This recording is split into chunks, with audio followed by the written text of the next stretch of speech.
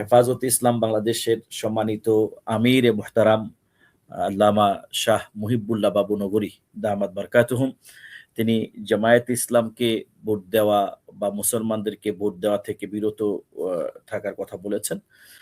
আসলে আব্দুর রহমান ভাই নিজেই বলেছেন যে আসলে ওনারা মুরব্বী, ওনাদের বক্তব্যের ব্যাখ্যা বিশ্লেষণ আমি ওভাবে করব না, বা তিনি তারপরেও তার মতো করে সুন্দর করে বলার চেষ্টা করেছেন, ধন্যবাদ তাকে।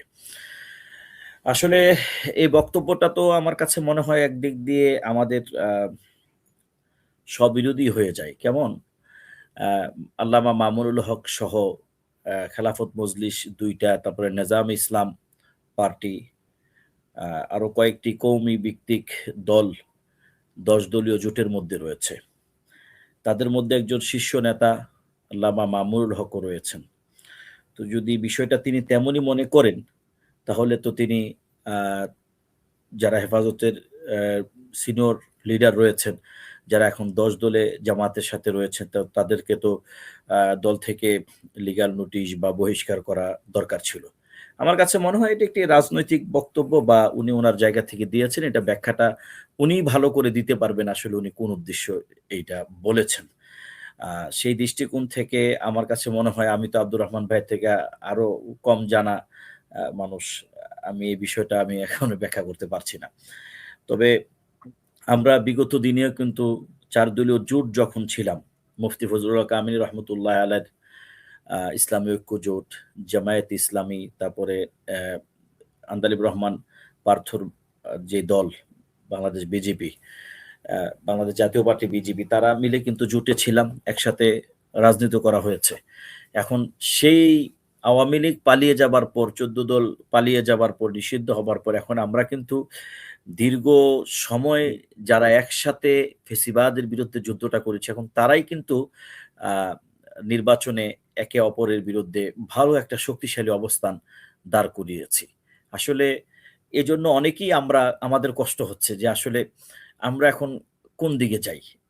অনেকের, মানে আমি না, মানে অনেকে, যে একসময় আজকে যদি একটু চিন্তা করেন, শেখ হাসিনাকে যে আহ্বান করা হয়েছিল, সে সময়ে যারা আমরা ছিলাম বিরোধী দলের, তারা, অর্থাৎ এখানে যারা আছেন বিএনপি জামায়াতের ভাইরা, যে একটা সুষ্ঠু নির্বাচন দিয়ে জনগণের ভোট দেওয়ার অধিকার ফিরিয়ে দিন, তাহলে তো আমরা কিন্তু এই জামায়াত ইসলাম, বিএনপি বলেন, সবাই মিলে কিন্তু একটা ১৮ দলের যেই একটা দীর্ঘদিনের আন্দোলন ছিল, এক বাক্স হয়ে যেত, তাই না? এখন সেটাই কিন্তু ভাগ হয়েছে। তো এইজন্য অনেক ক্ষেত্রে আমাদের অনেক কিছুই কষ্ট হচ্ছে। তবে এটা ভালো যে আওয়ামী লীগ একটা প্রাচীনতম দল, এই স্বৈরাচারী দল এই নির্বাচনে নেই। যেরকম বিএনপি জামাত আরো দল নির্বাচনে অংশগ্রহণ না করার কারণে তার নির্বাচন কোনোভাবে গ্রহণযোগ্য হয় নাই। আমরা দেখেছি ভোট কেন্দ্রে কুকুর ঘুমায়। কিন্তু এখন এমন একটা প্রতিদ্বন্দ্বিতা দেখা যাচ্ছে নির্বাচনটাকে সামনে রেখে, আমার শুধু তারেক রহমান সাহেবের সেই কথাটা মনে হয় যে এবার আরো বেশি কঠিন সময় আসতে পারে। আমার কাছে মনে হয় যে বিএনপি সেই কঠিন সময়টা পার করছে। বাংলাদেশ জামায়াত ইসলাম বা ১০ দল ১১ দলের যে জোটটা, এটার প্রতি মানুষের একটা ভালো একটা সাড়া রয়েছে।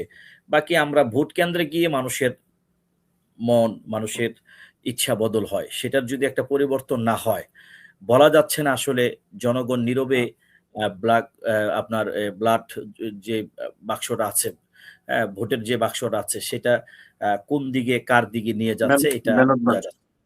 হ্যাঁ, সরি, ব্লাড বাক্স, হ্যাঁ। তো আরেকটা কথা এখানে বলা হয়েছিল যে মুহিবুল্লাহ বাবু নগরী তিনি বলেছিলেন যে ২০০ বছর আওয়ামী লীগ ক্ষমতা থাকলেও কোনো সমস্যা নেই। আসলে কথাটা উনি কোন পরিপ্রেক্ষিতে বলেছিলেন সেটা বুঝতে হবে। তখন তিনি মনে হয় হেফাজতের দায়িত্বে আছেন, ওই যে আমরা মূর্তি এবং বিভিন্ন বিষয় নিয়ে আমরা ওই বই থেকে ইসলামী গল্প সরিয়ে দেওয়া, বা শিক্ষক নিয়োগ এরকম কিছু বিষয়কে সামনে রেখে আমরা একটা ব্যাপক আন্দোলন করছিলাম। সে সময় তিনি তার বক্তব্যে বলেছেন এটা, যে আওয়ামী লীগ বা বিএনপি বা আপনারা ২০০ বছর ক্ষমতায় থাকেন, এটা আমাদের কিছু যায় আসে না, কিন্তু ইসলাম বিরোধী কোনো কর্মকাণ্ড হলে আমরা প্রতিবাদ করব। এরকম ছিল মূলত তার বক্তব্যটা। এটা ছিল এরকম। আর মুহিবুল্লাহ বাবু নগরী কখনোই আওয়ামী লীগ দূরের কথা, যে আপনার একটা কমেন্টে একজন করেছে, দেখেন ছোট ছোট বাচ্চারা কি সমস্ত কমেন্ট করে। তো উনি কখনোই না, উনি আওয়ামী লীগ ছিলেন না, বা আওয়ামী লীগকে পছন্দও করেন না। ইসলামপন্থীদেরকেই পছন্দ করেন। সেক্ষেত্রে তার পছন্দের জায়গা বিএনপি থাকতে পারে। হয়তো বিএনপির কেউ তার সাথে সেই সালাউদ্দিন কাদের চৌধুরী থেকে তারা ফ্যামিলি পরিবারগতভাবে তাকে মহাব্বত করেন, এবং তারও যদি কোনো কারণে দুর্বলতা থাকে, থাকতে পারে।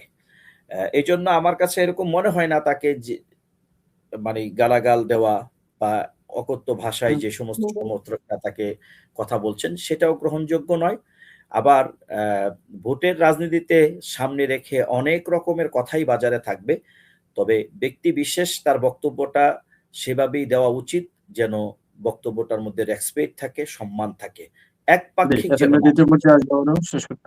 ইনসাফ থাকে। জি, আমি আরেকটু বলে নেই। যেরকম এখানে আমাদের আব্দুর রহমান ভাই বলার চেষ্টা বলেছেন যে মির্জা ফখরুল ইসলাম আলমগীর সাহেবের কথাটা বলেছেন, যে উনি বলেছেন যে শরিয়া আইনে আমরা বিশ্বাসী না। এটা তো হেডলাইন।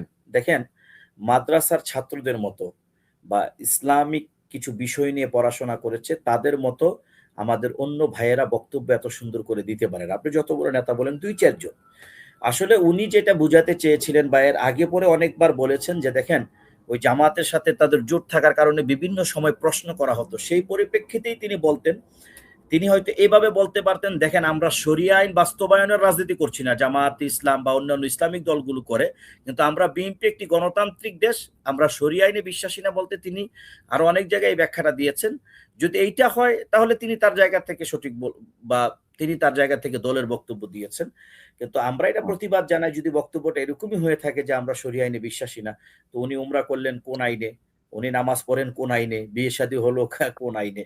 তো রাজনৈতিক অনেক বক্তব্যই আছে। আজকে যদি আমরা জামাত বিএনপির যদি পরিস্থিতি বিবেচনায় 14 দল আর 18 দলের জোটের নির্বাচন হইতো, তাহলে আজকে কিন্তু আমরা তারেক রহমানকে খুব ভালো করে জাতির সামনে উপস্থাপন করতাম।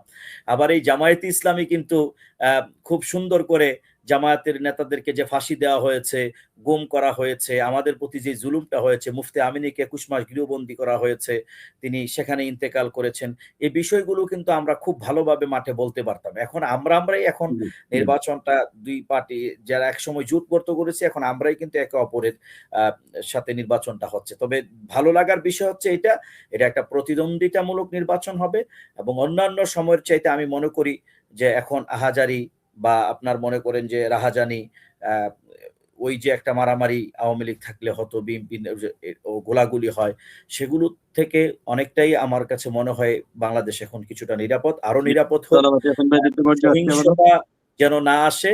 আমি শুধু একটি কথাই বলবো সর্বশেষ 30 সেকেন্ডে, জনগণ যেন তার মতামত প্রকাশ করতে পারে, তিনি যেন স্বাধীনভাবে গিয়ে ভোটটি দিতে পারে।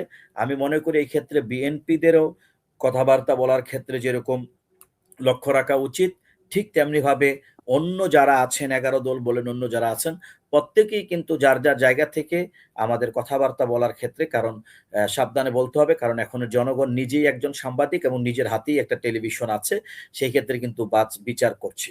সেই ক্ষেত্রে আমার মনে হয় খুব আমাদেরকে সিরিয়াস ভাবেই আমাদেরকে ভাবতে হবে জনগণকে। ধন্যবাদ।